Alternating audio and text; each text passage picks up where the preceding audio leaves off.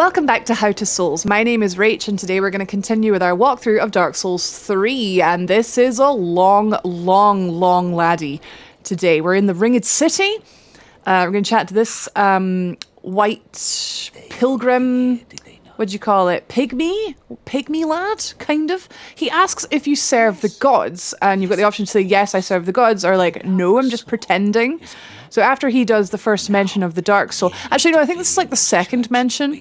Either way, they mention the Dark Soul quite a lot in this DLC, but there it is again.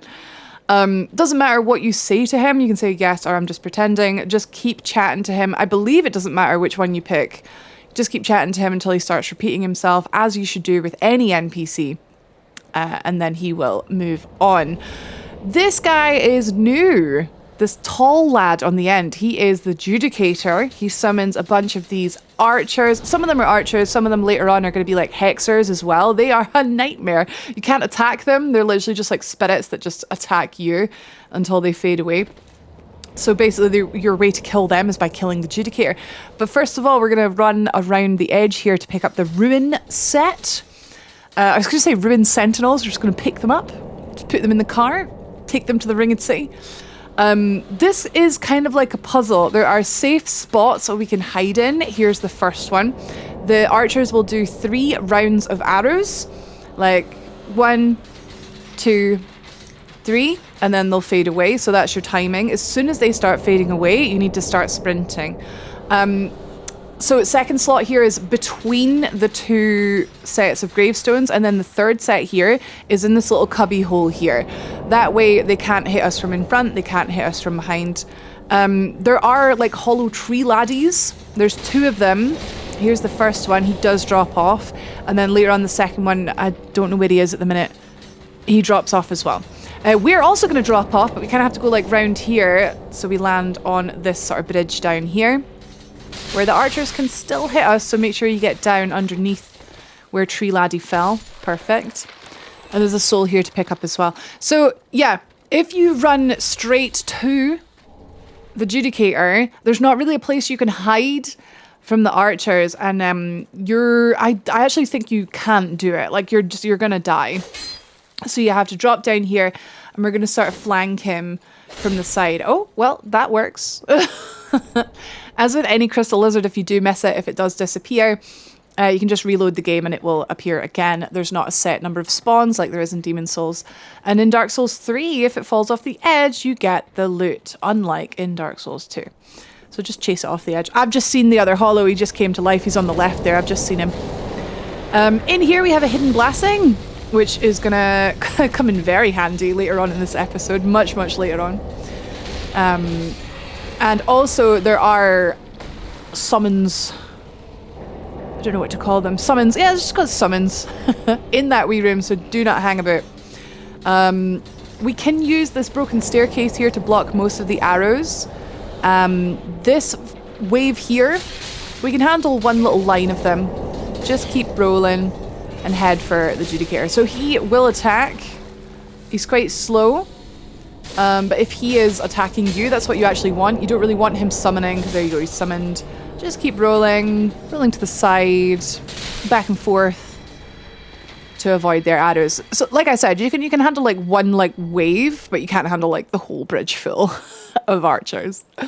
So now that they're away, we don't have to worry about the summon that's inside that wee room anymore. So if you were a little bit nervous about that, you can now go in and get that. There's a couple things on the bridge that we can now go and get. Don't pick them up as we're running through here, because it's just not safe, guys. It's just kind of silly. Yeah, but it's things like, there's nothing like game changing. There's some chunks which we don't need, but you might be thinking about trying out other weapons. There's an ember. Actually, embers, this is about the kind of time where we're at the very end of the game, guys. If you're hanging on to embers, oh, budding green blossom, actually, that's going to be really good as well. Consumables in general, but embers especially, if you're hanging on to them, now is the time to actually use them. There's stuff in this DLC that hits ridiculously hard, and there's no reason to hang on to them. You're officially on the hardest bosses now, so we're going to be using them pretty much every time we die. We're going to use an ember, so there's an ember there to pick up. Yeah, that's where that hollow guy fell. We don't need to go and get him unless you're doing some kind of I will kill everything type run. I don't know, but he's down there. Right, okay, this is where the Judicator was, and this is where to proceed, just down these stairs. We will meet more of those, haha, just like we did with the angels in the drag heap. Lots of really fun new enemies in this DLC, and also kind of some not so fun ones. There's Filianori's church, so that is kind of like, that's the progress route. There's Midir's tower, that's where we're going today. We're doing Midir today. And then Filianori and Half-Light Spear and Flippin' Slave Knight Gale is in the next episode. Here's our guy, our little heckin' pygmy lad, once again. He just, he will always like talk to you as you approach him, so you don't have to worry about accidentally attacking him. You can't mess up with this guy. These guys like to push you off the edge, so be very, very slow and cautious around these guys. And their push seems to go through like any amount of poise. So don't go straight for this guy, because there's a guy hanging on to the left that will drop down, push you off the edge, which, I mean, is ruddy hilarious, but it's not good for time, because then we'd have to do the flipping adjudicator again. Ahaha, yes, they respawn. They do respawn. Or the one in the swamp respawns anyway. Therefore, I assume this one on the bridge does too. I actually don't know. If he doesn't, please feel free to correct me. But yeah, that's where we're going in the next episode. Down there's the swamp. We're going there in this episode. I think it's absolutely beautiful how you can see quite clearly all these places that we are going to go to. And they're rendered so nicely. Another guy on the wall there. We do have our bow, our nice unupgraded bow, doing piddly damage. But at the minute, I mean, the bow, we do so much damage with our weapons that like the bow is just for pulling. But you know what, I hear it can do pretty decent damage when you level up. Okay, that's my one per episode where I make fun of Charlie never leveling her bow. It's out of the way, it's done. Stop making fun, she's very good at this game and did us a heckin' solid with this walkthrough. We've come a long way, guys, uploading these once per week. There's a bonfire. I'll do my monologue in a bit. There's the bonfire. So huzzah, we don't have to do that heckin' bridge stuff again. Does not open from this side. Of course it doesn't. Of course it doesn't. There's a lot of like going back on yourself in this DLC. There's a lot of lap in this DLC. Hi lap. Good to see you. If you did not do the stuff in the swamp, the sort of optional kind of side area before the Demon Prince, where Lap was like, hey, there's some treasure there, you should go and get it. And it was a Titanite slab. I explained, I believe I explained anyway. It was a couple of weeks ago. I believe it's been Christmas at time of recording, sorry. I explained that like you don't have to do that. If you don't do that and you meet him here, he will just give you the slab. He was like, oh, you didn't go for it, so I got it for you. Here you go, and he gives you it. But this is kind of like a 100% walkthrough, so we're trying to, we're doing everything. We're not relying on NPCs, eh? But he just gives you that. So yeah, Lap is looking for the Purging Monument. He's trying to figure out what kind of man he was. So this is kind of like the main quest line of the Ragged City DLC. With this NPC, he has amnesia. Well, I say amnesia, he's hollowing, which affects their memory. So he's in search of the Purging Monument. Is that it down there? That actually could be it, right down there. It looks like it. It's like a big hacking statue thing. But as with any NPC, chat to him until he starts repeating himself, and then we can move on. We've got 100,000 souls, and this whole area is the hardest Dark Souls 3 will ever get, really. I mean, yeah. So what we're going to do is quickly just go back to Firelink Shrine and bank some souls. So we're pretty happy with our level. Although it's quite low, Charlie and I agreed that we're going to keep it quite low so that bosses don't die too fast. So we're buying like some poison moss clumps and some weapon buffs and arrows, stuff like that. But as always, you want to be banking if you are struggling with survivability. You want to go for health and endurance to wear heavier armor, or perhaps have lighter rolling. And if you think your damage could do with some work, or like if you're fine with survivability and you just want to be like super overpowered, then you want to level up dexterity and also endurance as well, because then you can get bigger combos. We have some new enemies coming up here now. These little sort of thief type lads, little hollow guys. When they have a spiky back, they have a curse aura, which is why we have equipped the curse bite ring. So if you didn't pick up the curse bite ring, it's actually from the profaned capital in the toxic swamp cave. It's full of all heckin' centipede demon type. No, not centipede demon. That's something else entirely. They're like centipede lads or lassies, whatever. But Curse Bite Ring will do you quite well here. I mean, our DPS is really high, so we can beat these guys. If we go up to them, we can beat them in like 1 or 2 hits. We can play it safe and shoot arrows at them from far away, but obviously the DPS is a bit lower. It's an aura, so the closer you get to them, and you'll see in just a sec, it starts building up really quickly. So if you're wearing an armor set that has quite low curse resistance, like our bar here is like 3 and a bit sort of bars long. So we've got quite big curse resistance with the Curse Bite Ring. It just gives you that extra little bit of buffer. And our 4th ring slot is like very interchangeable, really. Chloranthy Ring is good, but it's interchangeable. Right, yeah, so Curse Bite Ring, it's from Profane Capital. Hopefully you've got it. Hopefully you've been watching this whole walkthrough, but I understand some people jump in at areas that they may be having trouble with or areas that they're going back on. Right, Ringed Knights. There are 2 kinds of Ringed Knights. There are ones that have a longsword and a small shield.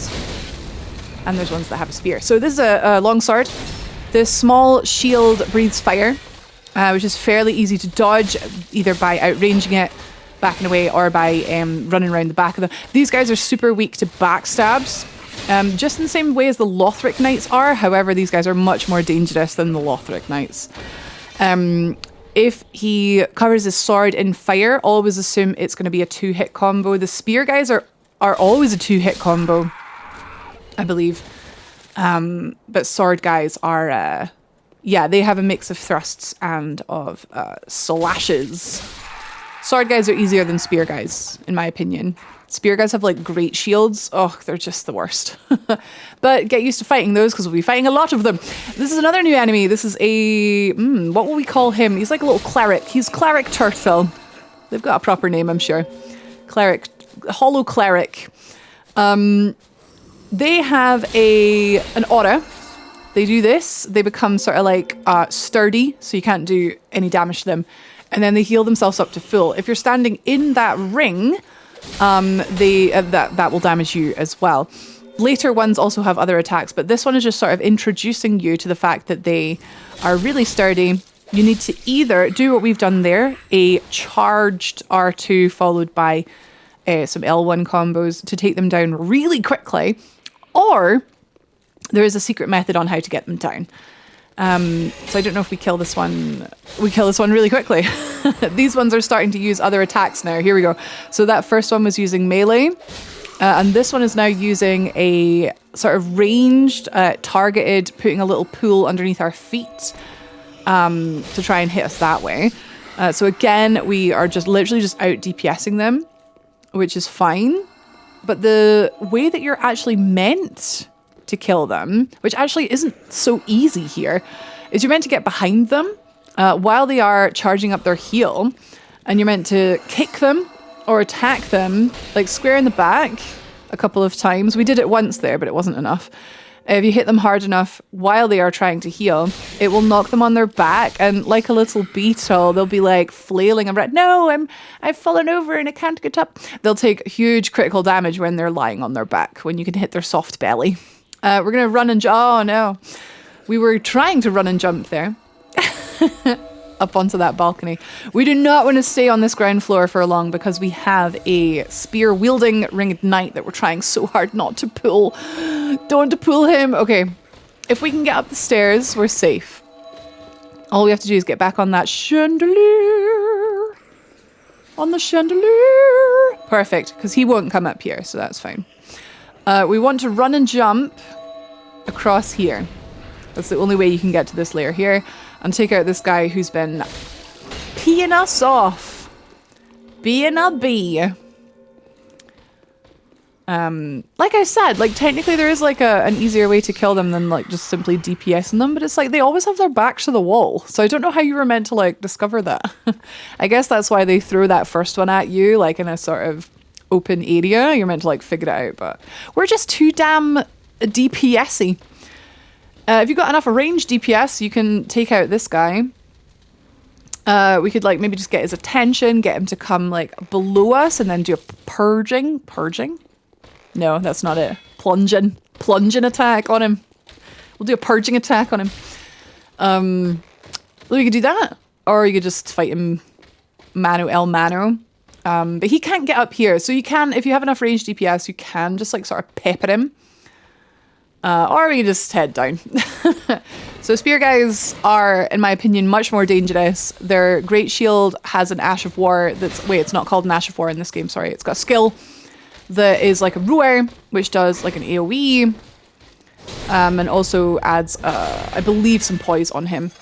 As with the other guys, super susceptible to backstabs if you can get behind them. The spear... There we go. Always seems to do a 2-hit combo. So never assume. Oh, that one didn't, I guess, because we were like square behind him. This is a spin to win. Always goes around twice. You'll always do a second one after the jumping thrust. Oh, and that one actually had a third one. It had a trail of fire. So yeah, these guys are dangerous. Especially with the great shield. You can't really just keep wailing on that great shield. He's going to poise through all of your stamina bar and then just quickly strike ye back. That went pretty well, all things considering, but they get much harder as we go along. So I definitely recommend. You can actually run past a hilarious number of enemies in this DLC. You can like run through most of the DLC, but I recommend fighting them to give you the skills required to go ahead, really. On this path down here, we have 3 Heralds. Heralds? They're large and in charge. And do you remember we fought them back in the swamp in the last episode and I taught you the best way to kill them was by falling on their head? Yeah, well, we have no way of falling on this one's head, so we're just going to have to fight him normally. I did think that was kind of funny. Like, literally my advice was like, now don't fight these guys head on because they are... Haha, head on. I'm pretty sure I made that joke in the last episode as well. Don't fight them head on because they're so difficult. Their attacks are delayed and they do so much damage and then blah, blah, blah. But then it's like fast forward an hour later and then we have to fight them anyway. So there's 3 on this staircase here. So all we do is we hang back in the doorway here. There's an NPC here behind the door. Shira. We'll hang back here and then we pull the first one. Speak ye the name of God. Speak ye the name of God. Well, God is Gwyn. And she's like, well, I guess you've forgotten the name of God then because it's not Gwyn. Yeah, so she's Shira. She asks us to do her a wee solid. He says, hey, have you seen that big dragon? We haven't actually seen the big dragon yet. She wants us to kill him. Darkeater Midir. And that's what we're going to do. We're going to do exactly that. So if you say, yes, I'll do this, she goes, oh, fantastic. Here, take this. And she will be available as a summon for Midir's boss fight. As I mentioned, there's 2 more Heralds on this staircase. There's some cursed laddies down here. We're just going to plunge onto this one. Get him down as quick as possible. Only the ones with the spikes on their back have curse. But, you know, I mean, just take down both of them as fast as possible. Yeah, the Heralds are patrolling up and down the bridge. Bridge? God. Staircase. Bridge case. They're patrolling up and down, but they only come up to a certain point. It is imperative that we do not pull 2 at once because there's nothing we can... We would have to like just run back as far as we could. We'd have to just keep running and running, really, for them to reset if we pulled 2. I think we have actually pulled this one here. But we'll come back to him in a minute because we've got a little side area here with another spear. Oh, it's not a spear. It's a sword guy. That's fine. It's a sword guy. It's just a sword guy. Wait until he starts getting up and then get a wee combo in. Did I mention the shield breathes fire? I think I did. I said to outrange it. We have like pretty decent fire defense. We've got a flame stone plate ring we could put on as well, actually. That's going to be used later on in this area. Ahaha, whoops. There's an NPC invasion in this area that we've accidentally triggered a little bit too early. Ideally, we would want to have this guy dead by the time our Dark Seeker, what was his name? The Spurned, something the Spurned, comes to fight us. But no, he's coming. He's just ahead here. Yeah, ideally, yeah. Thankfully, we did get the Rigged Knight down before our Black Phantom caught up with us. Where is he? Oh, there he is. There we go. Okay, he's waiting for us here. Dark Spirit, Seeker of the Spurned. I'm not the Spurned. Are you the Spurned? So what I find quite interesting about this guy is clearly wielding a Murakumo and a large crossbow. Harkens back to Shiva in Dark Souls 1. Shiva of the East, who's looking for the Murakumo.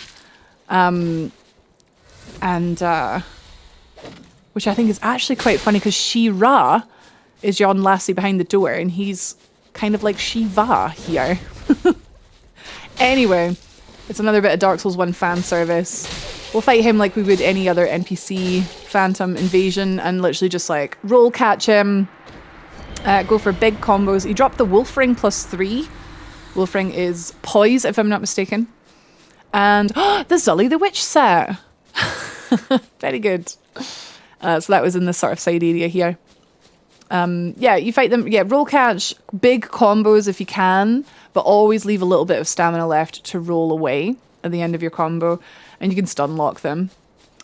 Most NPC Phantom invasions do heal, but if you keep the pressure on, you can get them as they are trying to heal, and it's like free damage. Okay, we got these two guys. One of them's going back down, and then the other one... We actually had the other one before. We could try and plunge onto him, run the risk of missing and taking some fall damage, and pulling the other one. Or we could just get our bow out. Oh, that's the one that actually goes down again. Oh, so it's the one on the left you want. The one on the right actually goes down again. So we're going to pull the one on the left. Landing on him would have been ideal, but what we can do, which is even safer, is just... We've just body pulled here, but you can use the bow if he loses interest in you, which I think he is losing interest here. He's so ADHD, Herald, man. We're going to pull him back to this area that we've definitely cleared everything out of, because they're hard enough to fight one-on-one, let alone two-on-one. So, oh, I thought he'd lost interest again. He's just like, God, you're so boring. He has! Oh my God, this is so insulting. I thought we were having a lovely time. May as well get some extra damage in there. Ooh. That was a nice headshot there. They have this beautiful like headshot animation that is so satisfying. Doing a plunging attack onto his head would have been amazing. It's pretty much a one-shot kill. They have like a tiny bit of health left after it, I think. But it's just too risky with the other one still walking up and down the stairs. This combo, we're just going to wait it out. And then when he does a sort of belly flop, you've got a good window there for a couple of hits in. Keep circling around to get behind him. Always assume his attacks are really slow and delayed. But they hit really hard. Always wait until a combo has finished. Oh, we do not want to be in front of that combo. Nice roll. Yeah, always wait till a combo's finished before hitting back. Okay, one left on the stairs, and another one of our catchphrases for this walkthrough is like, if you do it slow and do it well, then you only have to do it once. So, as I mentioned before as well, you can just literally just run past these guys. I'll show you where the bonfire is, if you're just sick of fighting them, which is fair and valid. But I do feel like this gives you practice for a couple things coming up. We can probably quite safely land on this guy. We go for it. Yeah, go on. Plunge. Doesn't have to be exact. The game sort of helps you with the last little bit. And then GG. G-G-E-Z. Oh! There's this guy summoning these.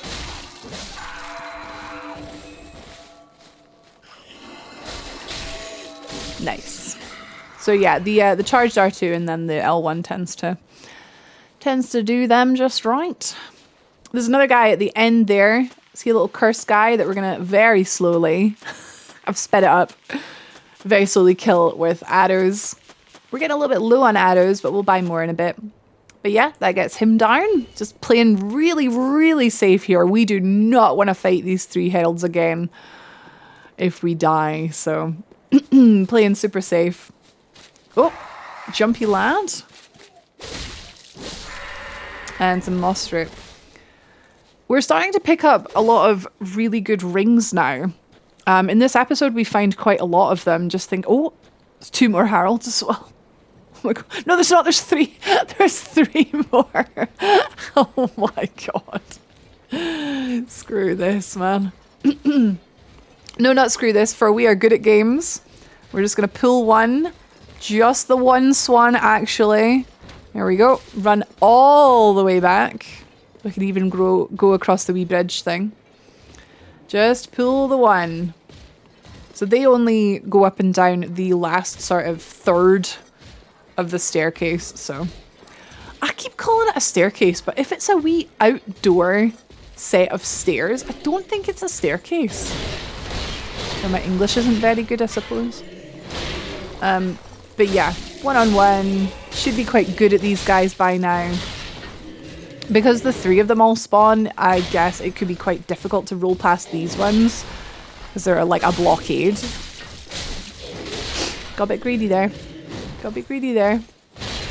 Plenty of heals, but we've got plenty of distance to go for the bonfire, so no need to get complacent, I suppose.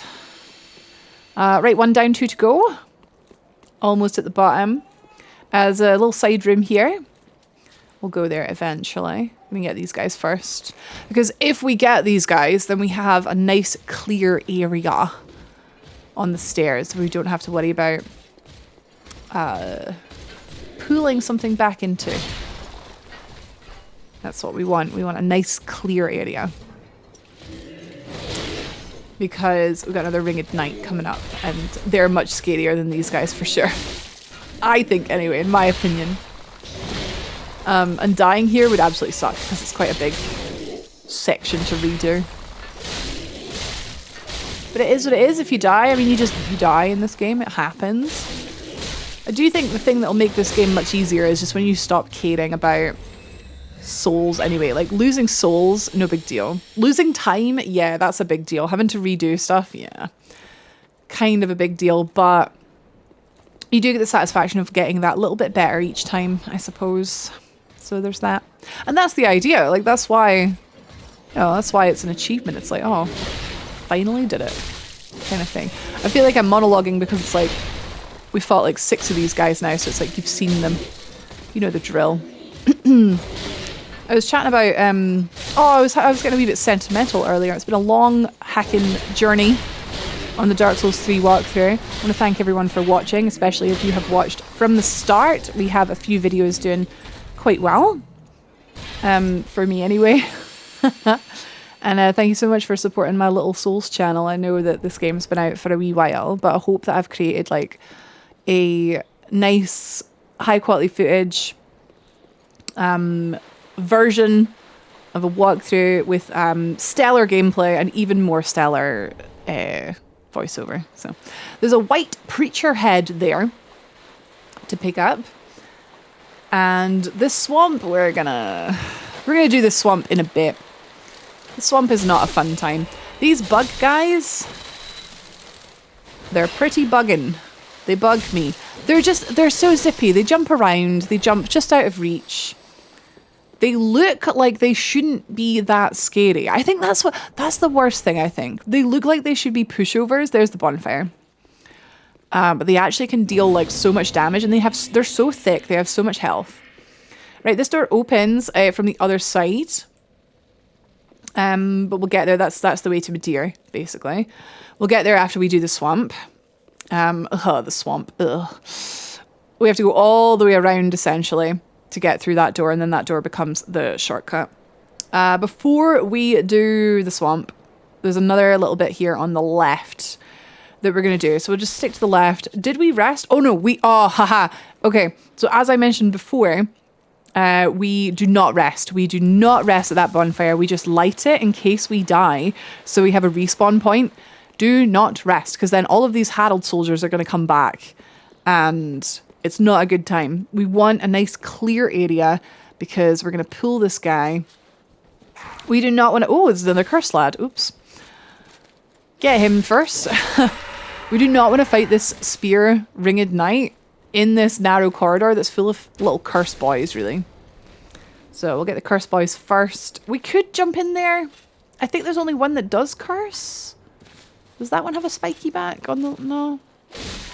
Not worth the risk, really. Not worth the risk. Although, I suppose it is now that we got the bonfire, we got the shortcut. So you can be a little bit more risque when you have a shortcut. But also, I don't want to fight those Heralds again, and neither should you. There's another one on the wall.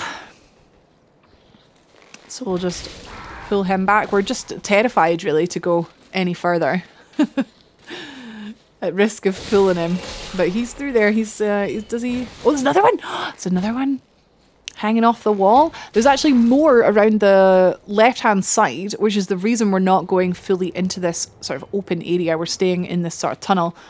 Because there are more around the left-hand side as well. So we'll pull this guy back. We're not really coming out of the tunnel. There he is. That's who we're wanting. So we can body pull, I suppose, but we're gonna... Yeah, they're not on the right-hand side, they're on the left-hand side. Oh, there we go. We body pulled. Right, so I don't think we saw the previous guy do his roar skill, but there you go. So he's got an aura around him. That does a big AoE. It doesn't hit particularly hard, but it'll stagger you off balance. If you're in the middle of an attack, it will interrupt that, so it's a pain in the ass. But fighting him in his area, there's little guys around you throwing lightning bolts at you. So what we're going to do is fight him out here. Much safer. And certainly not fight him in that corridor. Jeez. Yeah, this guy is really tough. We can use the stairs to our advantage because if we are below him on the stairs, a lot of his attacks are going to go over our heads. So we can use that to our advantage. We're still just trying to roll around the back of him. If you see him raise his shield, that is going to be this roar attack. So you want to roll backwards away from that. And just sort of take the L. It's quite difficult to get behind him after dodging that. Roll into the side does not work. He does a jumping thrust and then always does a big round hack and slash. There's a double slash. A spin to win, jumping to, and then the slash. And you can try and get behind him. Sometimes he'll follow up with, there you go, the third move, which has a trail of fire after it. But if you keep just trying to get behind him, you won't have to worry about that third move. But yeah, just time your dodges. Assuming that he always does these combos. And he always raises the shield so quickly. So it's like we're not even really chipping away at him. Even the Lothric Knights we could chip away. Oh, that should have been a backstab. I think we were just a tiny bit too late on pressing R1 for the backstab. Oh. See, we did try and roll there, but we got stuck in between his legs. Not a great place to be, contrary to, I'm sure, some people's belief. This guy is just terrible because it's like the weight, I suppose, of like dying to him. You're doing it with low Estus. We're out of Estus now, actually. And if we do die, we are in a less than advantageous position because we have to kill all the Heralds again or fight him in his bit, which sucks. But yeah, so this guy automatically feels harder than the other guys because of what it means if we die to him. Nope, out of heals. Nope, we gotta get out of here. So what we're going to do is we're going to run around. We know that we've killed the little bug down here in the swamp, so we can run as far as that, but don't get silly. If we run down here, he starts to lose interest.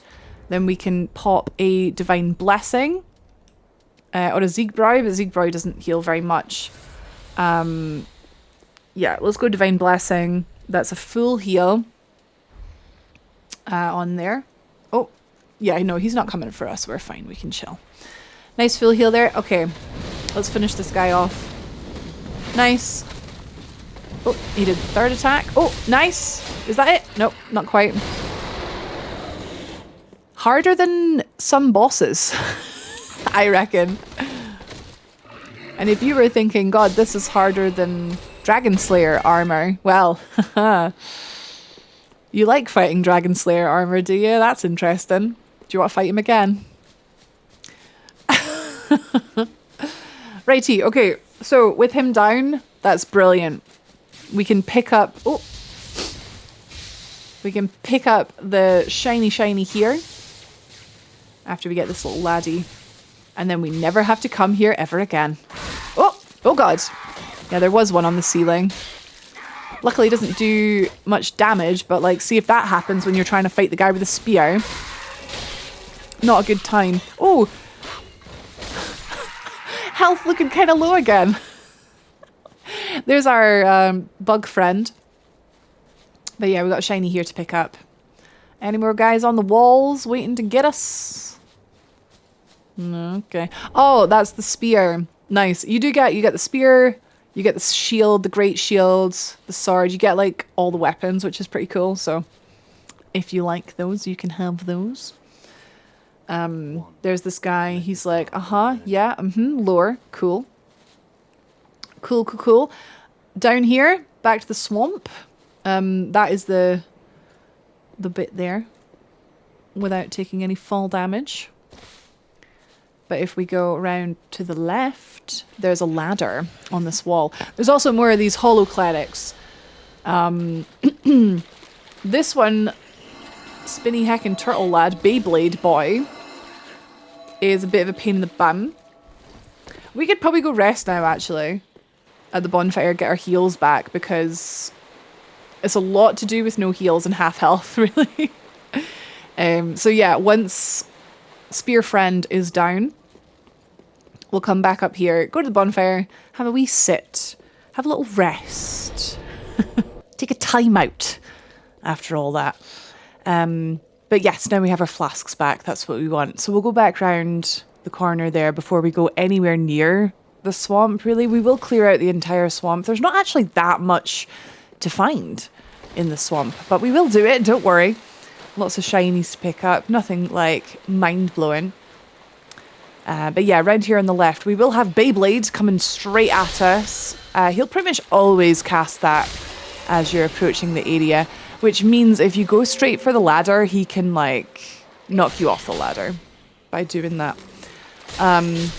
As mentioned before, easy way to deal with those is just to get behind them and sort of, you can kick them if you find kicking easy, but just hit them a few times and they'll fall over on their back. These two don't do the Beyblade, but they will cast this incessantly at you, which when you're trying to do like a big combo on one of them can be a pain in the bum. But yeah, they're not hard, they're just annoying, you know? There's a few enemies like that in this DLC. So behind them is just a soul, but more importantly now we're sort of unbothered. We're allowed to just go up this ladder with no bother. That was the idea of killing them. I mentioned before in this episode that there's quite a lot of this DLC that you can just like run by, but there's some parts that are really hard to run by, and Mr. Beyblade down there is one of them. Here's our white friend once again. Very interesting friend. And we're just going to follow this area around to the right. There's another ringed knight up here. There's another crystal lizard up here. We're going to catch him. We can get the bow out and try and snipe him. As long as he doesn't do any funny business. As long as he doesn't do... Don't know what happened there. We don't need the resources at this stage, but if you miss a crystal lizard, all you have to do is reload the game and then he will reload. He will be there. What the frick? Did we just shoot an arrow through the hole in this guy's chest? This is going really well for us. This is going really well. So another spear, bro. Spear, great shields. Bad time on this narrow bridge. Pull back. Ready for these 2 hit combos and then trying to get like behind. Oh my god, he's like tracking us round. Yes, backstab. Okay, so as soon as you get the backstab, way to beat. We were a little bit early there. And you can get another 2 or 3 hits of combo in. The spin to win is always a double, so double dodge, and then hopefully, oh, see, that was so much easier than the last one. Hopefully you can just get enough chip damage in. This is where we're going to go eventually, but for now, we're sticking to this little bit here. Just got, we got something to pick up around there. This is where we were before, the bridge with all the Heralds on it, and then we crossed over here, ring of night down there. Ring of night down here, ring of night over here. This is the sword one. So a little bit easier in my opinion, at least when you're like trying to get behind them. And backy stabby. This is a one-hit combo. Ah, so just the spears that are 2 hits. Sword guys can just hit you once. Maybe that's why they feel easier. Yeah. But by now, hopefully, you're pretty good at fighting these guys, because there's a bit coming up that's a bit nuts. It's got about 5 of these guys in it. So hopefully you're taking the opportunity to practice them now while it's in a less stressful environment, not too far away from the bonfire. This guy's a cursed lad. You can tell from the spikes on his back and the sort of, I guess, stinky aura around him. Very stinky. You will have noticed earlier on in this area we did pick up some purging stones, so if you do end up getting cursed, dying to curse, waking up cursed, you can uncurse curse using purging stones, which are quite easy to get in this game. But there's 2 in this area we picked up before, I'm sure. Can't remember where. I remember picking them up, but I can't remember where. But hopefully you're following this walkthrough and picking up everything and not missing anything. Okay, so, oh, we had another cursed guy. Was that the guy below us? Oh, he's hanging onto the side there. Oh, no, wait. It wasn't this guy. I think it was the guy on the side. Like, we just sort of, like, came into his aura, I think. So we've been down there before. That's where we were. Spear bro. There was a shiny down there. We pulled him back, so that's where that is. Do not fall down there. Please, God, don't fall down there. This room on the end has lap in it, and more importantly, covetous gold serpent ring +3, so that is a huge amount of luck. Lap is still looking for the purging monument. We have not found the purging monument yet. I do not know what it is. This pisses him off a little bit. He's like, oh, well, why would you care about me finding the purging? Well, why would you care? And I'm like, well, I do care, Lap, actually. But the purging monument's over there somewhere. We will get it. It's hidden behind a puzzle, which we will solve once we get through the swamp. So there's nothing back here. So we'll head back across. So now we know where to find Lap. There was a path to drop down to that I said we'll do this in a bit. Now is the bit. Welcome to the bit, guys. We're going to go do the bit, the thing. Now that it's a bit. And then climb up this hill over here. So we will be back to see Lap. So it's worth remembering, he's just up here, up this ladder from the left of the bonfire. We will be back once we find the monument. Up here, up the stairs, there is a Black Phantom in here, Silver Knight Ledo. Now, is it a coincidence that all my homies hate Ledo in Dark Souls 3 and all my homies hate Leda in Elden Ring Night Rain? Not Night Rain, forgive me. Elden Ring Shadow the Erdtree. Heckin' Ledo, man. So the direct counter to our Dexterity Twin Blades build is just a guy with a big stick. With a big rock on the end of it. He's incredibly slow moving, but he seems to just have infinite stamina. The jumping attack is easy to dodge, easy to get behind him, but then he just like comes out with like hit after hit. If you see him do a combo, which hopefully he starts doing in a sec.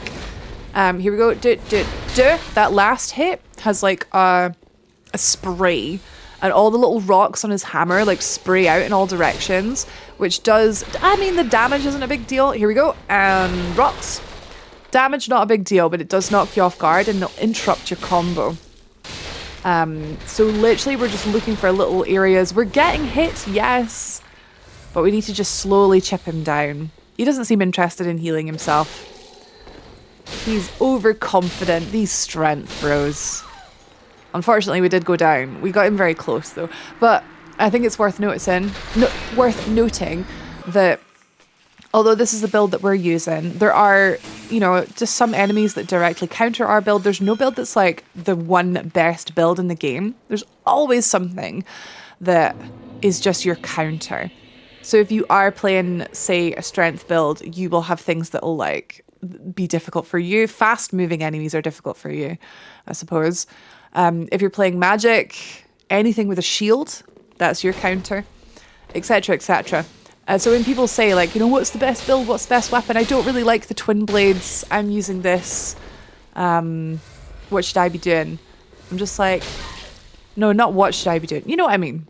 I'm trying to be encouraging and say there's no right or wrong way to play this game if you don't like the way we're doing it. But you should, though, because it's great.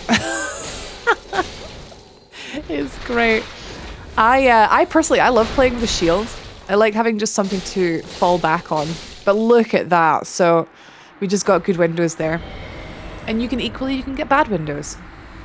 But there we go. With Ledo down, decent chunk of souls. Nothing out here on the veranda. We can see the Judicator down there in the swamp, which we will fully explore shortly. Not just yet, though. I need to build myself up to that. Sorry, my throat's going.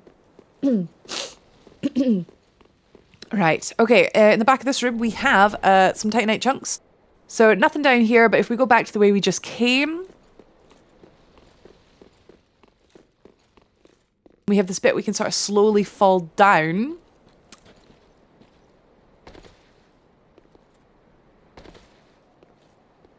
Of this rocky staircase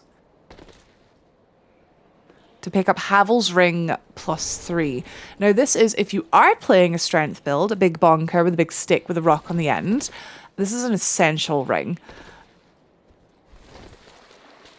It's going to give you much, much higher equipment load, allowing you to wield heavier armor because you're slow, so you're going to get hit a lot, so you need more defense. And heavier weapons that are going to be nice and chunky. So yeah, Havel's Ring +3. Easy to get. You don't have to fight Ledo to get the ring. You can easily just drop down, run up that hill, and then drop down the edge, because it's not... You don't have to go anywhere near Ledo if you don't want, but you should. I don't have a reason why you should. You just should. Oh, gave us a little slap there. They're annoying when they bring out their little magic sticks, but I think they're more annoying when they just slap you. Also, they flip and speak to you, which is the creepiest thing. They're just chatting away. They're flipping awful. You'll see it a few times because we're about to start clearing the swamp now. The little ones, they're just a pain, really. They don't even target you most of the time. They run away most of the time. They're just a pain. I think they're there to distract you. They're there to sort of gang up on you. I wouldn't worry about them. I wouldn't spend vast amounts of resources trying to kill them, put it that way. We probably want to beeline for the Judicator, but there's a lot of these little mad lads hiding in the swamp. You can just sort of see their heads poking out of the water. But yeah, there's quite a lot of them, so don't beeline for the Judicator. I'm going to try and get all these guys down first. Great. Oh, nice wee soul. Oh, we could do with more of those, eh? Could definitely do with more of those soul things. This one here probably would not have pulled. We probably would have been okay if we just left this guy, but better safe than sorry. Plus more souls, hooray. So there he is there. There's probably one or two more flies in the swamp. No, actually I don't see any, just the little ones. You can see their little faces poking out. If you run straight for the Judicator, you've obviously got this wave of archers to deal with, but be aware, he can also summon lads that do a hex. So you can see him just on the right there. He had a hat and a staff, and he does a sort of black fire line of magic that comes out just before him. So that is something that is really dangerous on this Judicator because he's so large and he has a big skirt and you can't see through the skirt. And it took us by surprise. So just showing you this here, we did miss this shiny on the left hand side of the swamp. It's a twinkling titanite. We did forget to pick that up before. So this time with the Judicator, we're going to be aware that yes, as soon as we approach him, he's going to go straight for those hexers. So it's archers first, just going to grab the souls. With the archers, you can just roll to the side, roll left and then right again. Then when they go away, in come the hexers. There you go, you see with the pointy hats. So again, roll into the side. These trail of fires, they do have tracking on them. So you can't just roll once, you'll have to roll like a couple of times to avoid those. Right, when he starts attacking you, that is when it's safe, because he's not summoning. He's big and slow. Stay really close to him, get around the side of him, get around the back of him, or underneath him. And whoa, gee, flippin'. Charlie, protect the man's modesty. My God, we saw Gooch there. Right, okay, with him, he does respawn, unfortunately. But hopefully now you sort of understand a much safer way to get him down is literally just to sort of not to rush him, just to sort of hang back a little bit. Wait for those 2 waves of summons and then go for him when he starts attacking you. Round here is a Ringed Knight sword. I do think it's cool how you can pick up pretty much like all the Ringed Knight's like armory. The sword, the spear, the shield and the great shield. Because they're pretty cool for the collection. Here we do have a shiny... Do we have to jump up for this one? Oh, hello! They're so fun. Right, I hate them. Let the record show, Your Honor, that I hate them. But also, they're quite funny little guys, aren't they? I'm a huge... Oh, the jizz? Really? I was just singing your praises, sir. He turns around and flipping farts on us. Jeez. So if you get hit by the jizz... It slows you down, which you're already kind of slow walking through water. Slows you down, it stickies up your joints. So be aware of that, especially if you have pulled multiple flyboys. Or heaven forbid you're fighting the Judicator. Not a good time. Stop it! Stop trying to poo on me. Or don't, I don't know. But yeah, always expect these guys to be coming up out the water in the swamp. What was I saying before we got ambushed? And pooed on? This thing? Yeah, do we need to jump up for this thing? Or can we just... No, we can get it off the side. I'm thinking of another one, sorry. Preacher's right arm. Oh, so the flies are called preachers. Ah, that makes sense. This whole... Right, so Ringed City lore, right? I've been reading, friends. I don't know if you're interested here on How to Souls in lore, but oh my God, Ringed City's so good. It's so good for stories and lore and characters and oh God, we are not dealing with that right now. So that's the bit I was talking about before that has like 5 Ringed Knights. It's literally 5 of them, I think, or maybe 6. It's loads of them. We will come back there later. But yeah, Ringed City lore, it's so good. It's so good. These guys, it's all about like, they're all like, you've all forgotten the gods, the true gods. And the painted world is linked and Gale was a slave to the painter. And now he's like, we have to kill Gale to like renew the world. And it's so good. It's so good. I do like how it links very strongly back to Dark Souls 1 as well. Something they didn't really do in Dark Souls 2 that clearly, but in 3 they're like, yeah, by the way, it's a series. It's definitely a series. Up here, there's actually not that much to get. So it's up to you if you do want to explore it or not. We've got a lot of these hollow clerics. There's a white birch bow there, alluding to the fact there is a white birch tree nearby. Very important. Tiny chunks. And yeah, a bunch of these guys that are just a pain, really, more than they are actually difficult. But yeah, let me know in the comments. Sound off in the comments if you are interested in chat and lore. I know there's a lot of other channels that do it better than me though, so maybe you're not interested in that here. I don't know. It can be something that we chat about as we play along, perhaps. There is our white birch tree. So the young white branches at the bottom of the white birch tree. Please pick them up. Please don't miss them. Oh look, we managed to get him on his back. That's what she said. But yeah, pick up the young white branches. You can pick up 3. And then they respawn. But hopefully, you know, get them all. Because you might need more than one. yeah, I think that was the first time we managed to get these guys on their backs, but that is the quote-unquote easier way to deal with them. The intended way of dealing with them. Again, you don't really have to do this. There's a few of these preachers, I suppose we'll call them, in the swamp. We're just clearing them out, I suppose, just in case, heaven forbid, there is a dragon slayer armor up ahead, and we're going to be using a big wide area to fight him in. We're never going to come all the way back here in a million years, but do you know what? We're just clearing out the area. God, there's another one back there. There's so many of them. I think the swamp is more intimidating. Sorry, it's less intimidating than it looks because it's literally just these flies every so often. But it's the edges, I suppose, that are quite scary. The north edge with the Dragon Slayer armor, and then the east with all the ringed knights. I'm actually chatting pish because the swamp is actually terrifying because you've got the Judicator in the middle. I'm actually chatting pish. I'm sorry. Don't poo on me, no. But it's always a good idea to clear stuff out, of course. So the plan is today we are going for Midir. This is going to involve running past or fighting all those ringed knights on the edge there. So we're sort of building ourselves up for the bravery to do that. We've got Dragon Slayer armor up here, which is a bit of fun, I suppose. And we're doing Lap's quest. Lap is a funny one. He is amnesiac, that's his name. Amnesiac Lap. Forgotten who he is.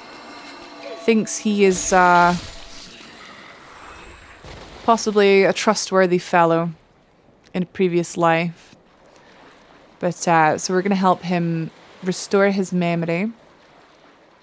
To do this, there's a church guardian shiv in here. It's kind of like a throwing knife, but not as good, really. Not as good. Well, yeah, I suppose. Well, it's unlimited use. So there's that. Throwing knives or not. So yes, Lap. I'm torn between like spoiling it. No, I'm not going to spoil it. We're going to help Lap. In order to do that, we have to solve a puzzle. Now, the clues are all around you. Nah, I'm sorry. But once again, make sure you have picked up those young white branches, especially if you didn't already have some in your inventory. And make sure you've cleared the swamp. Well, I mean, the latter part, like, you don't have to clear the swamp, but you need a safe area of the swamp. Okay, sorry. Do you know what? Just going to come out and say it. That started to get a little bit boring there. There's just too many flies. There's a big area of the swamp where just nothing happens, really. I think that's all it is. Tell you what, though, that's not the case up here. There's definitely something happening up here. Dragon Slayer armor. Boom. So he is a mini-boss version, I suppose. Exact same moves, but without his meatball dragons backing him up. Exact same moves, so always assume if you are at range from him that he's going to do a projectile, so we're going to stay close to him. His combos can be extensive, so we're not going to we're going to attack like once or maybe twice at most. We are circling around his left, even though that's where the shield is, because it is easier to avoid the weapon that way, in my opinion. Dodging through it rather than with it. The shield, it's so slow, but it's like, doesn't do that much damage, but it can really throw you off. Like, so I have a talent for timing. Certainly. But yeah, slow and steady wins the days. You don't have to do this. It's optional little mini boss. It's kind of fun to fight him again. And definitely fun to fight him without his meatball dragons, because we were like back and forth in that arena. Back and forth for flipping ages. 64,000 souls for beating him. And the Iron Dragon Slayer set. So if you thought he looked cool and you want to look cool too, and you've leveled up plenty of heckin' equipment weight, or you've got Havel's ring +3, hey, then there's that armor set from killing him. If you're not bothered, then don't worry about it. That looked like a dead Herald knight in the swamp there. Let's not go too close to it. Without further ado, it's time to tackle this submerged sort of cathedral structure with all the ringed knights around it. So if you are a little tight for time, maybe it's coming up on dinner time and you're hungry, I don't know, you can sort of skip this if you like. You can just run straight past them to the back of the castle. We're just looking to trigger Midir. So you can do that by running, or you can do that by slowly fighting them all. But like we always advise, it's not a bad idea just to learn how to fight them properly. Give you that skill set because they are all over this area. So why skip? Good souls that you can use on good levels or good resources. Plus, I don't know. They're fun to fight. They're hard, but fun to fight. We're going to start off with this one on the left down here. This guy with the spear next to the shiny. This gives us an area to fight them one by one, where we can safely pull them one at a time. So here we go. Now we do actually do this first try, but bear in mind if you do die, then I can see how you might be like, oh, screw this and just run past them. But if you do die, the Judicator in the swamp will respawn. But down here, you will be safe from anything he can summon because you're sort of blocked by the cathedral. So it might not get too frustrating. Doing some crazy good damage on this one. Nice. Oh, and they dropped their armor as well, which in my opinion is definitely one of the coolest sets. Black Witch Veil there. We're finding lots of witchy stuff here. What does it mean? So if we just head down here, there's nothing to pick up, but it's just to show you we're essentially heading for that bridge. Eventually, once we clear out this bit here. And we're clearing it out rather than running through it because we are absolute badasses and just very, very good at games, naturally. But think of Midir as like, it's a boss that you have to like encounter twice before actually fighting, which I think is quite cool. I can't really think of many other examples of Dark Souls doing that. But we have to first encounter him on this sort of hill leading upwards to where we'll then encounter him on a bridge, kind of one-to-one, and then we'll fight him like properly. So this is stage 1 of the Midir fight, kinda. It's quite exciting. Oh, finally a boss fight. We're only about an hour into this episode and kind of getting a boss fight. I would say, I don't know, the Ringed Knights, Charlie's just absolutely smashing through them now. I think they are as hard as some bosses. Like, definitely, I know some Dark Souls 2 bosses that have less moves than these Ringed Knights. That's like something Elden Ring would do. Just one of these guys and then one of the spear guys in a tiny room, make you fight the two of them at once. That's extremely Elden Ring. So it may look like there's only one left, but I think there's one round the back. I actually wasn't counting. I was thinking about Elden Ring. I think this one is the second last one, or it could be the last one. Let's have a surprise. Also, I don't want to make anybody nervous, but we've got 300,000 souls. Now, I'm really impressed that Charlie has resisted leveling past level 76 or whatever it is we are, because my god, we could have like a sizable amount of dex by now. We could be doing some BDD right now, but no, we've just got a million heckin' weapon buffs and small heckin' yellow balls. What are they called? They're called burrs in Dark Souls 2. They're like little ball things in Dark Souls 3. We've got a million of those and literally never used them. But heaven forbid we leveled up, hey? Oh, was that it? Wait, no. I thought there was another one. I think that's it. We did it. Nice. All right. So if you did just run past them, when you get to here on the end of the roof, look up. Midir is, he's there. He's noticed you. He fancies you. He's like, oh, I'll have me a bit of that. And that's him now moved, which is great. That's what we wanted.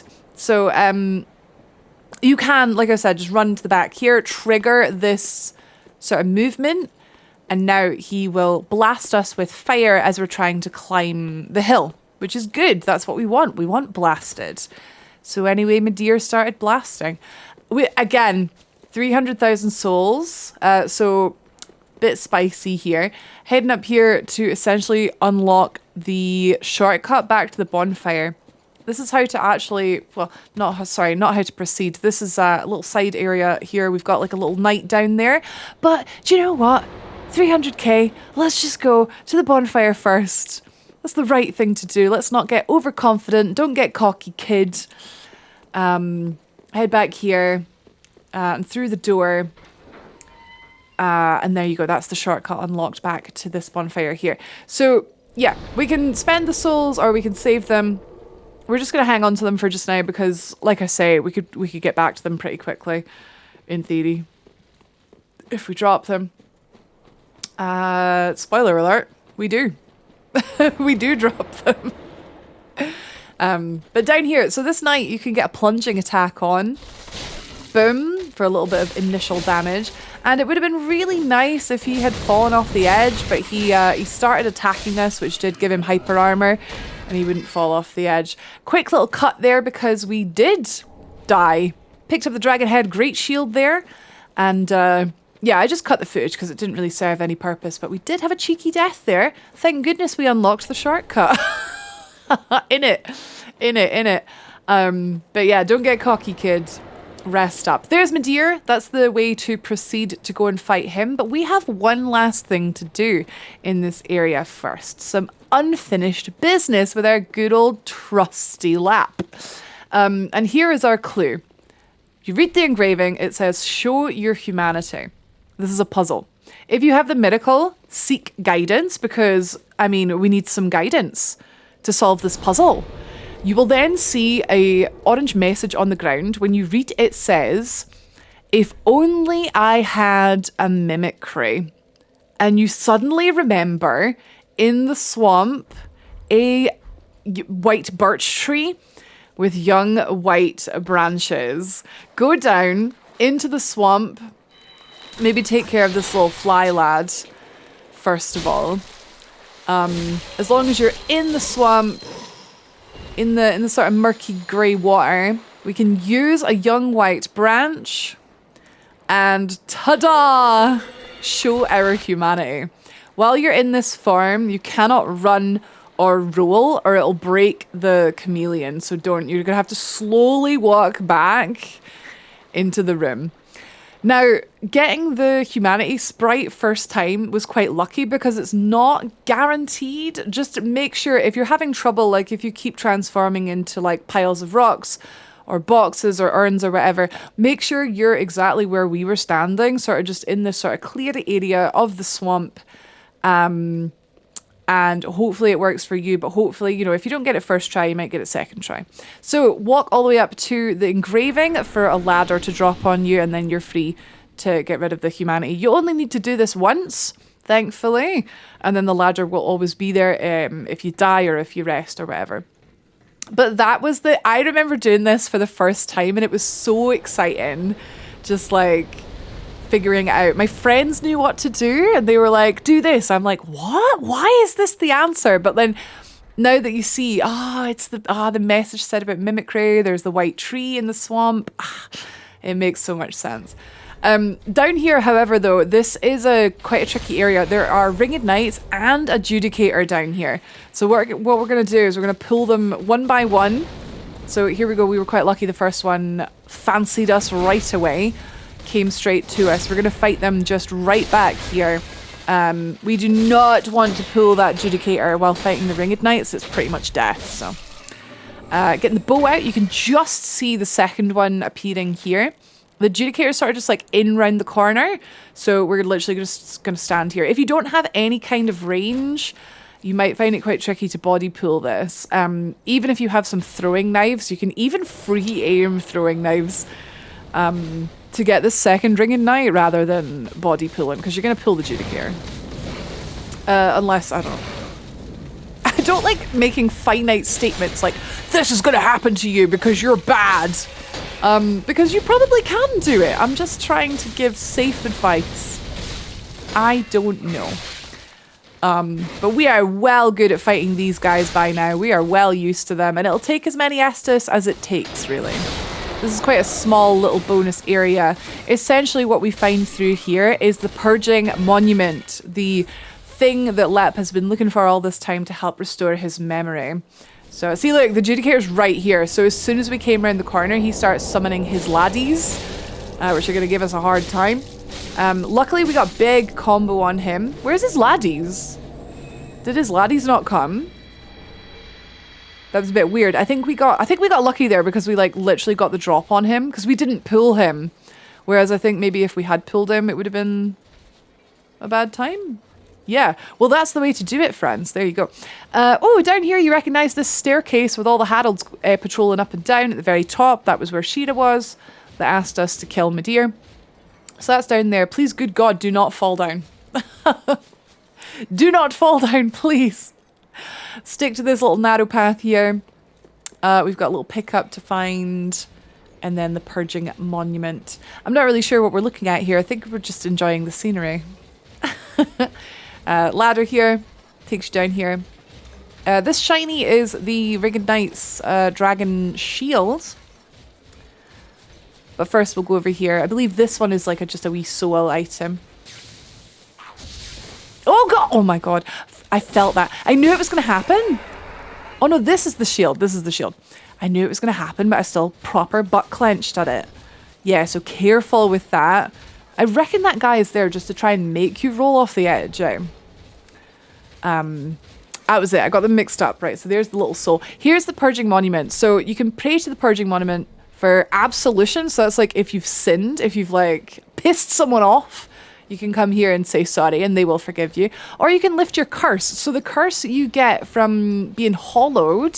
So because we have like dark sigils, every time we die, we get hollowed. So you can lift it if you like. It's vanity, really. It doesn't cost much. So we're just going to go ahead and do it. Aye, it's a vanity thing. We've got a helmet on, but just in case you're playing without a helmet or whatever, the more you die, the more hollow you get. Your character gets kind of ugly, starts to look a wee bit like beef jerky. So when you're not cursed, I guess that just resets that.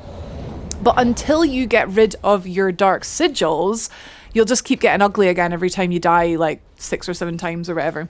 So if you want to get rid of your sigils, that's at the Firekeeper in the Firelink Shrine. And it costs a whole lot more than 7,000 souls. It's like going to cost, I think it's proportionate to your soul level. So for us, it'd be quite a lot. Anyway, so Purging Monument, I believe you just have to literally just interact with it to show that, to Lap that you've found it. And then come over here and now we can drop down because there he is in that room there. So carefully not to drop down like too far. But yeah, just in here, the building that has the like sort of guys with the hoops on their backs. Outside it. I'm unbreakable. Unbreakable? Huh. Interesting choice of words. So there we go. Now we have the option to say, yep, I've found it. We tell him where we found it. He's going to go find it himself. And the next time we find him, he will know exactly who he is / was / will be. I don't know. Okay, that's us done with this little bit here. Now we're going to go back to Midir.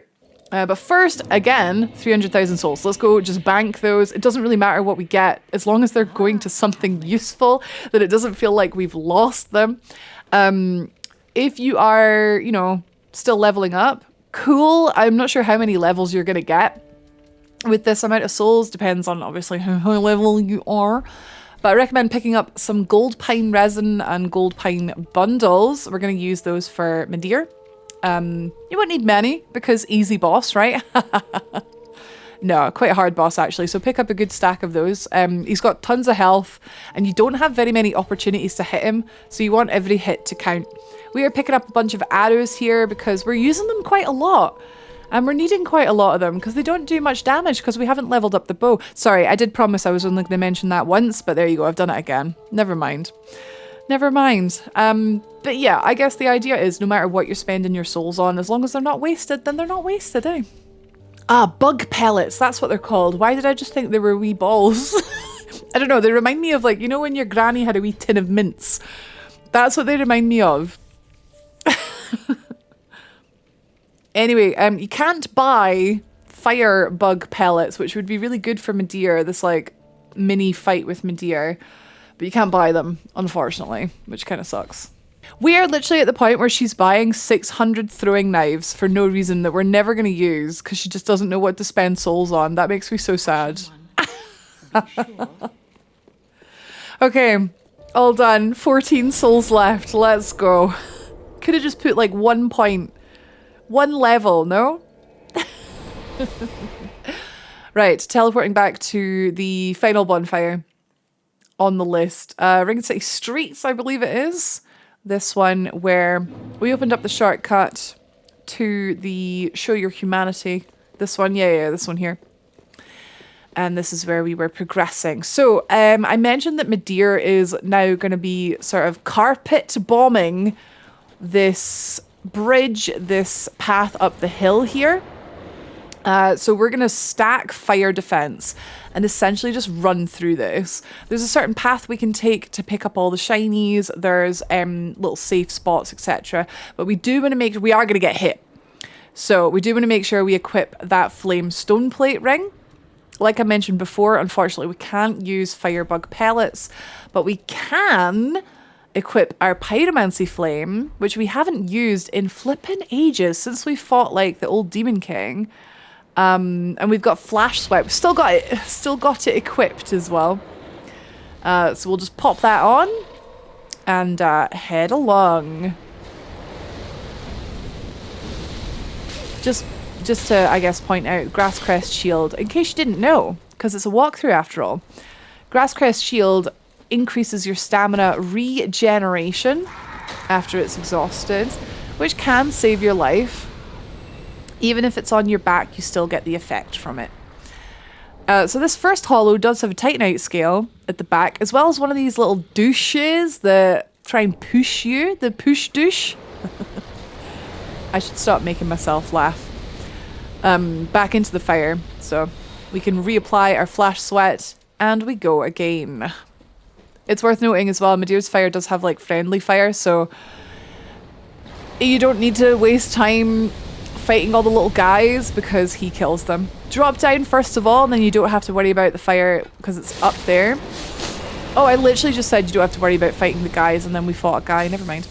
Yeah, he bombs the top layer while you're on the bottom layer, and then by the time you're done with the top layer, he's just coming back round again, and he's gonna get this guy for us. So that's the route. Head on up and then down and then around, get that shiny, and then you should have plenty of time to get through here into the tower. Okay, this tower is a bit of a maze, which is kind of weird because it's like there's only one way to go, but it's kind of a maze.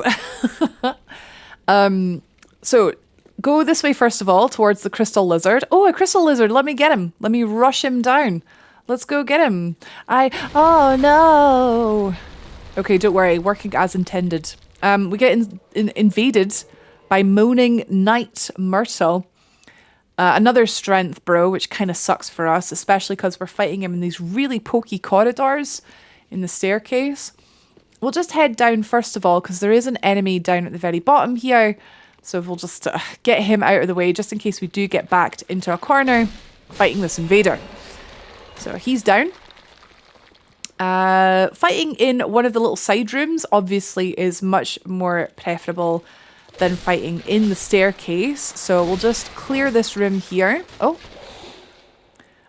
Okay, we got a little freeze there. Sorry about that. Just, yeah, clear those. Got a lightning gem. Bit late in the game to decide I think I'm going to infuse my weapon with lightning, but maybe you want to try it out. Maybe you fancy it. Maybe you think, oh, actually, maybe I do want to level some faith. There he is. Okay, so yeah, another strength bro. He's got a big heckin' great hammer. He's got big poise.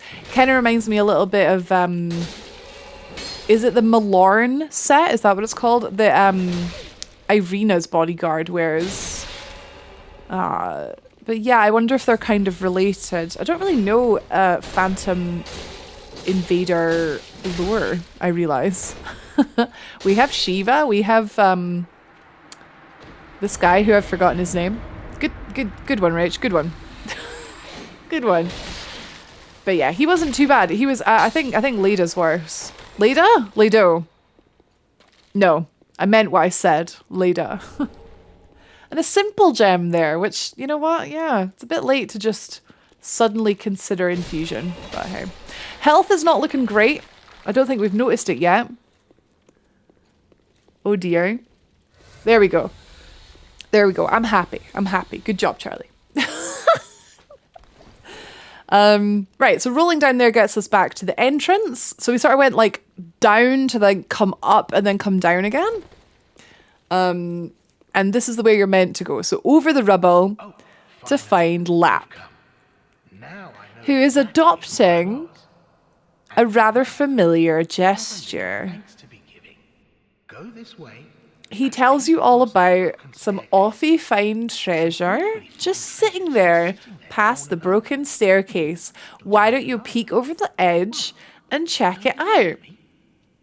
Okay, Lap, if that even is your real name, I'll bite. Huh? What treasure? Oh my god. Every age, it seems, is tainted by patches. So those of you flipping Scandinavian friends, in Swedish and Norwegian, I've had this confirmed by a Swede and a Norwegian. Lap, in fact, does mean patch. Miyazaki, you crafty devil. All along, it was patches. Now, I'm not sure how. Like, I guess he... Is it the canon that he hexes us over in the base game? We kill him, that hollows him. He's undead, so he comes back to life, but he's lost his memory. He finds himself in the Ringed City. Or is the Ringed City disconnected in time, sort of like Ulasil is in Dark Souls 1? Who knows? But Ringed City lore, just get it into my veins. But yes, all along, Lap was patches. Him and Gale seem to just be the OGs of the Ringed City. They're just kicking about. And, yeah, this is a mimic. So, following the theme of things not being truthful or whatever, things not being entirely trustworthy, this treasure chest here is a mimic with Ring of the Evil Eye +3 in it. So this will restore a sizable chunk of health, actually, the +3 one, every time you kill an enemy. So if you're like us and you tend to take quite a lot of chip damage here and there, but you want to save on Estus, you can equip this ring and like literally you'll be like healing more than an Estus flask would heal with every little enemy you kill. Okay, awesome. So I know you're all hankering for a hunk of cheese. I know you're all hankering to get some revenge on patches. You will get your chance. Don't worry. But that's it for now. That's kind of like his storyline, kind of, haha, that's the big reveal. We're working out just now on kind of how to get back to where we were. So we got the bonfire at the very top, which is good. But there's one last thing we want to pick up, and it's just that over there. So that's where we got kicked down. So as you remember before, we have to go down to get up. So up is to the bonfire, up here.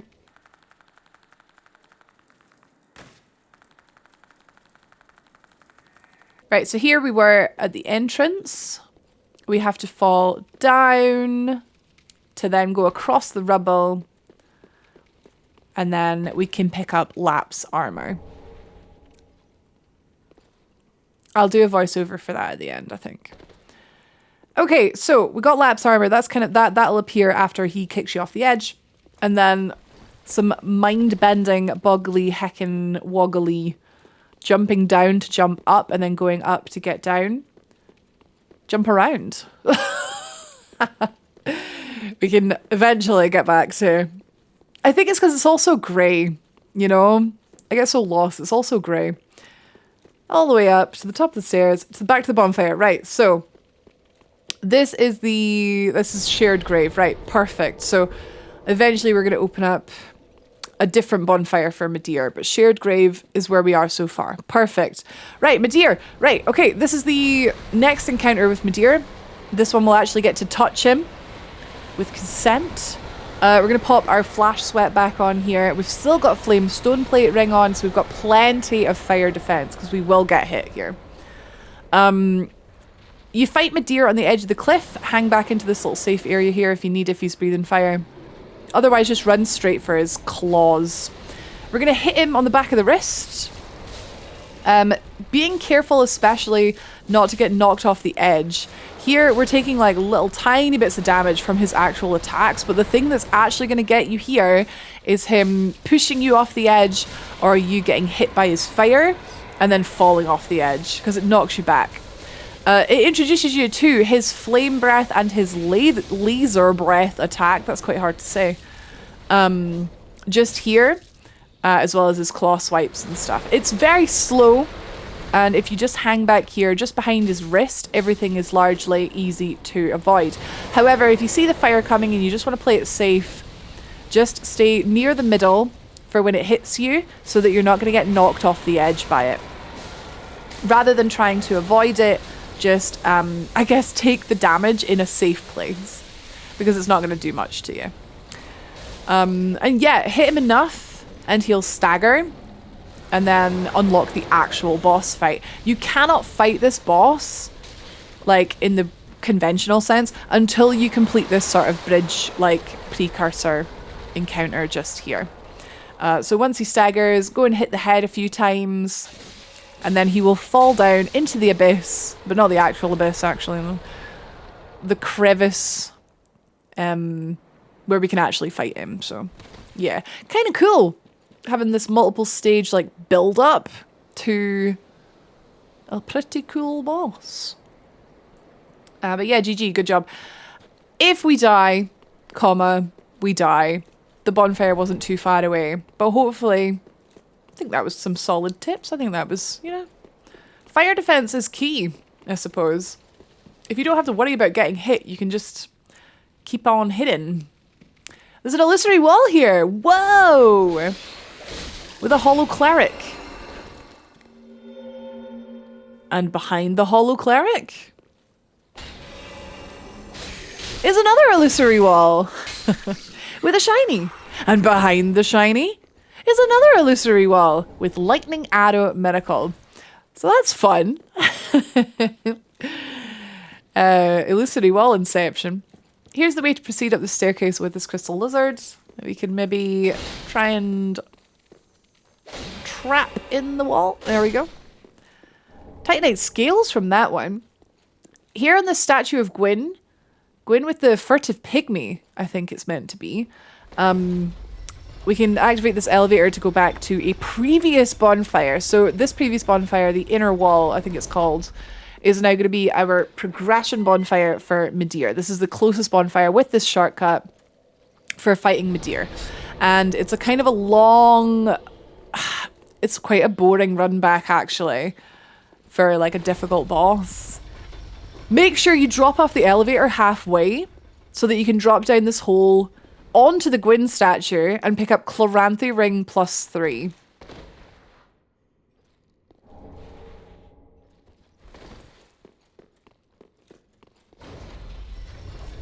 So we're going to go ahead and swap that, pop that on there. Keeping Flame Stone Plate. I would like to still keep Ring of Steel Protection +3. I don't know, it's a good... We need a mix of damage and defense, really. Especially for this boss. Can't really go all into either one. Okay, so we're prepping for Midir now.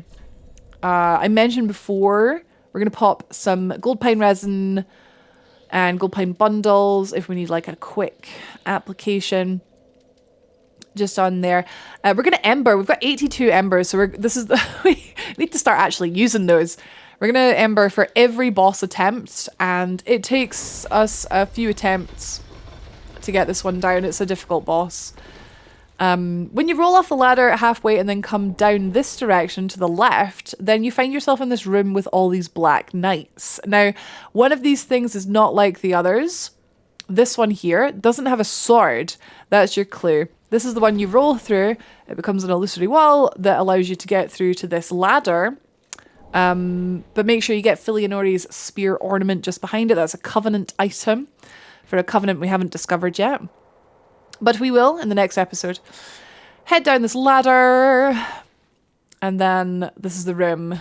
This is it, guys. This is it. So there's a wee shiny to pick up here.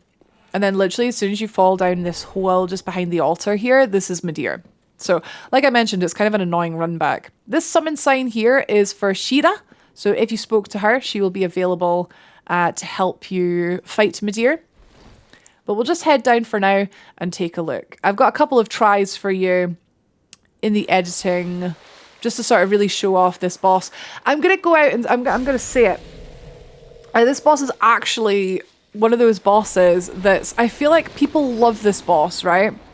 But it is so BS. There's so much BS with this boss, and maybe you'll see what I mean. Introducing you to his moves. He will always, always, always open up with this charging combo. It's a mix of flame breath, claw swipes, and at the very end, a tail swipe where he will turn around and face you.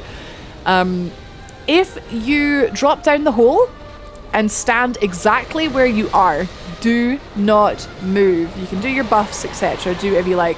He will always do this charge straight at you, but he will never touch you. He will stop just short of you. So Charlie doesn't actually do this, but it's a further tip that might help you gain an instant advantage when he wakes up.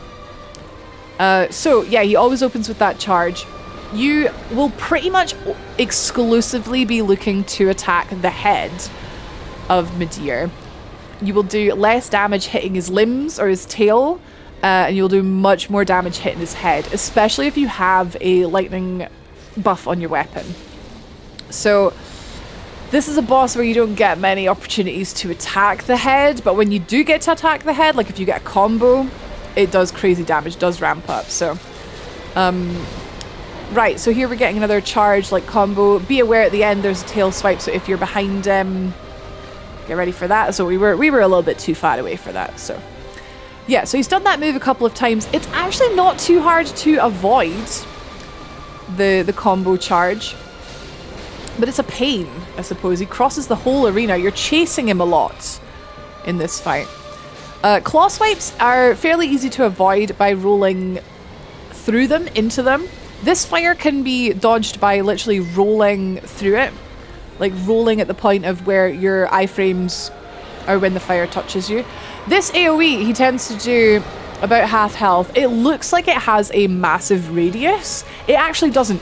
You can be really quite close to Midir without getting hit by this AoE, and it'll allow you to get a couple of hits in, either before or after the blast. But we played it safe on this occasion just to show you how big it looks.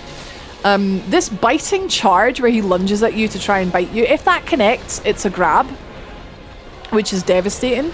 But if it doesn't connect, he has a really long recovery time.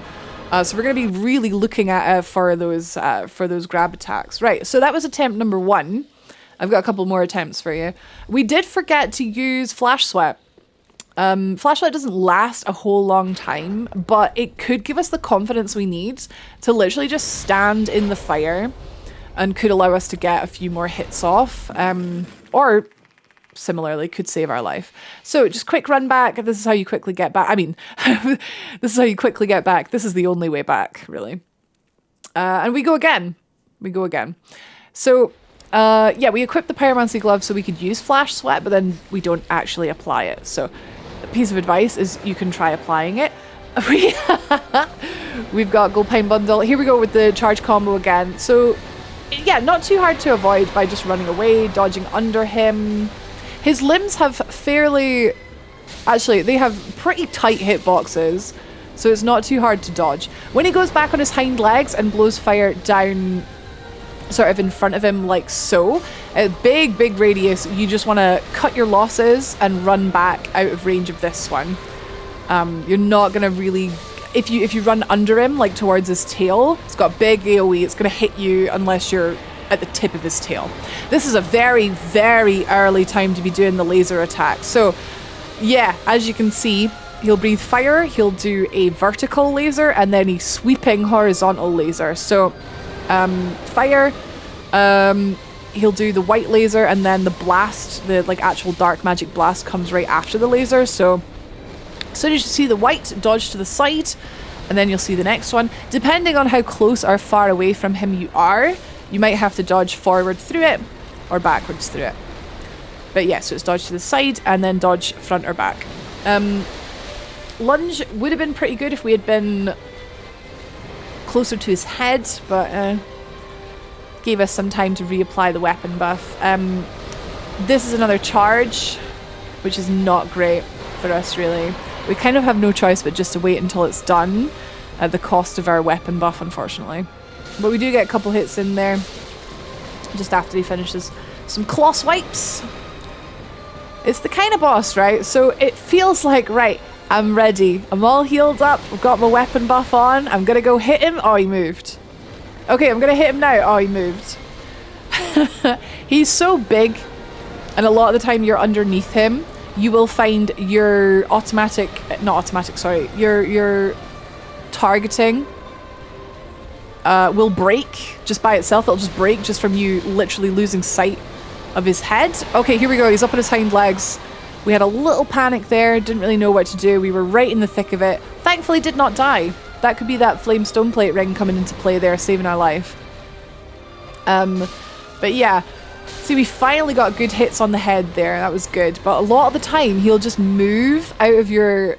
Like, he'll just move slightly and you'll miss him, and it's infuriating. Okay, here we go. So you can see here, he's doing his charge. We were really close to that. You see how close we were? Sort of like his head distance away from his body. You can stand and you can take that one. In phase 2 now, he's going to start doing more dark magic. Oh, we got really low health here. Fair. But we did get to start seeing more of phase 2. We've got these little spirits that do track you. They're fairly easy to dodge just by running or rolling to the side. Oh, we forgot to ember on this try, so we'll just ember as we get down. And he'll do the laser more at half health or below. He did it really early last try, so I guess just be aware that that is something that can happen. He didn't do his dive bomb last time either. As with any boss like this that has just tons of different kinds of moves, you kind of have to pray to RNGesus a little bit and just hope he doesn't spam the really difficult moves, you know? Like Malenia, like please don't do Waterfell 3 times, okay? Please just do it once. Okay, so again, some good hits on the head. He's staying in place for us quite well. Right, rearing back, we run away. Perfect. And then we'll run back in because we don't want to be too far away from him as standard, because he'll start doing scarier attacks like the lunge that goes over us, etc. The dive bomb. Yeah, this one. Yeah, so you kind of want to be at close range with Midir, right on his face. Okay, are we gonna get... No, I thought you might have done a combo there. I love his, like, 2 pairs of wings are so heckin' cool. Yeah, we are getting the combo. It's like I knew it was coming. It's like I've seen this footage before. Now, you can start to predict. Obviously, different bosses have different moves. They react to whatever you're doing, wherever you are. So, if you're at long range, he's more likely to do the combo. And if you're at short range, he's likely to do claw attacks. Like so! Fantastic. But it is heartbreaking. You know, we bought quite a lot of the gold pine resins, but hopefully you have enough that you don't care too much. Here we go. Here comes laser. So fire if you're close to him, run away. Vertical laser, we've just run to the side, and horizontal laser we were too far away from. So that's fine. Just running backwards, back to the side. So like if you run like diagonally backwards, will make you miss everything there. Very good. What I'm trying to say is, I think with weapon buffs, I tend to play a bit more aggressively when I've got a weapon buff on, because I hate the thought of wasting something that's like finite. But this boss, you can like apply a buff and then he just runs away from you, and then you get one hit and then he runs away from you again. But Once you get over that, I feel like that simplifies things. Right, we got 2 more. So that's fine. He's at half health. We got 2 more bundles. No, resins, but we still have bundles. That's what I was trying to say. Okay, so we were a tiny bit too close. I feel like the hitbox is bigger behind him because we were much closer when we were in front of him for that AoE. Okay, so yeah, big flame. I wonder if we're gonna see more dark magic now. His little pursuers, perhaps. Same sort of moves. Our twin blades, if we had some kind of range, like powerful range attack, like if you're a caster, I doubt you're having a good time right now, but at least you can hit the head a bit more consistently. It's quite frustrating just running back and forth. Feels Elden Beast, man. But no, getting some... Oh, here we go. Here's the little pursuers. Here we go. So yeah, we're just running or rolling in a straight line. Unlocked, if that makes a difference. You do run faster unlocked, I believe. Right, here we go. Dive bomb. Can we roll it? No, we can't. That's okay. That's okay. You can always try and roll it and hopefully you avoid it. And if not, it doesn't do that much damage as long as you have the Flamestone plate ring. Right, more pursuers. Rolling to the side to avoid those. And we're getting a combo now. Oh no, we're getting big laser. Okay, this is big laser. So we are rolling to the side, rolling back. It kind of alternates between like side, back, side. But you do get a second. If the white light comes close to you, just react by dodging to the side or in front or above or behind. Just be... I would just alternate.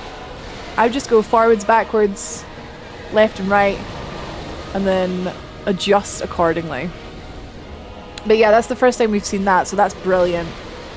It can get quite hectic if you're at close range, so probably a little bit further back, you'll find that a bit easier. We're just going to let him charge past us into the wall. Quality. And then if we can position ourselves in a place that where his head was going to be, it's too hectic. It could have worked, but for when he turns round, he always turns round at the end, but it's quite good actually if you can get him charging at the wall. Here we go, another AoE. Nice, avoided. Now when he brings his head back down, we can just miss it. Proving my point. Exactly. Darkeater Midir, ya big ball bag. Oh, hey! We got a heckin' stun. Let's go. Stab him in the eye, and that mostly kills him. Let's freaking go. Huge critical damage on the head, and we are free to just finish him off. I said we are free to Charlie, my bum, don't do this to me. Yeah, so you can mostly finish him off with the headshot, but my god. Oh, if that wasn't a test of greed. If that wasn't a test of keeping your cool. Not me, I was cool as a cucumber. Midir down. Okay, lots of moves to learn. Lots of timings, lots of reactions. It's all very, like, fast. I feel like Dark Souls 3 encourages you to just spam roll, so hopefully you can get away with that. Hey guys, here's my Dark Souls 3 walkthrough. Just spam the roll button, okay? Right, well done. Fantastic. We finally got there. I will keep you no longer. We did it. Ringed City cleared. Midir, Darkeater Midir felled. We have 2 bosses left on this journey. We got Half-Light and we got heckin' Slave Knight Gale. What an ending that is going to be. Do not miss it. Remember to subscribe and you'll see it first. If you like the video, then I like you. And I will see you in the final episode of the Dark Souls 3 walkthrough.